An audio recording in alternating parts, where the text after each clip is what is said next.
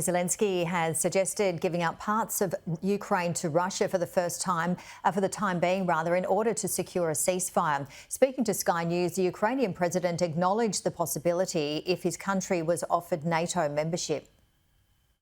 You would have to accept that we could be moving into a ceasefire and potential talks, peace talks. And at some point in the future, you would consider diplomatically how to get your land back. A lot of different countries proposed a ceasefire. So the question is, ceasefire where? That is the question.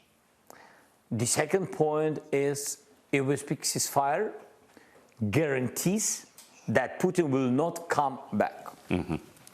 And in this case, I commented to you about NATO. Yes, NATO immediately the part of Ukraine. And we need it very much. Otherwise, he will come back. Otherwise, how we can go to ceasefire? Mm-hmm. So it's for us, it's very dangerous. That's what I meant. And as Stuart Ramsay explains, Volodymyr Zelenskyy is preparing for a new president in the White House. Yeah, absolutely. And he's saying that some of his top advisors will be going to the United States quite shortly for talks with Donald Trump's people. He emphasised that as a president, he will be talking to a president directly himself, but that his people will go forward. I think it was very interesting what he's saying. It's quite nuanced, basically.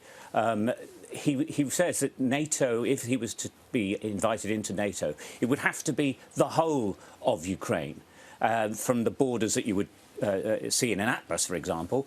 But by definition, what he's saying is he can't push the Russians out of the territory they hold. He'll never accept that it is anything other than Ukraine. But in a practical way, NATO will be assisting and helping the armed forces of Ukraine in the areas that are controlled by the Kyiv government. And he went on to say in this interview, it was very wide-ranging. He said the reason he's reaching this point is that while land is important to a nation like Ukraine, it's actually the people that make up the country. And the simple fact is he's losing so many young men fighting. Huge numbers of the population have left the country. And so he's talking about the future of the country. And if he has to just accept that Russia has this land for the time being, then that might be the best course for the country.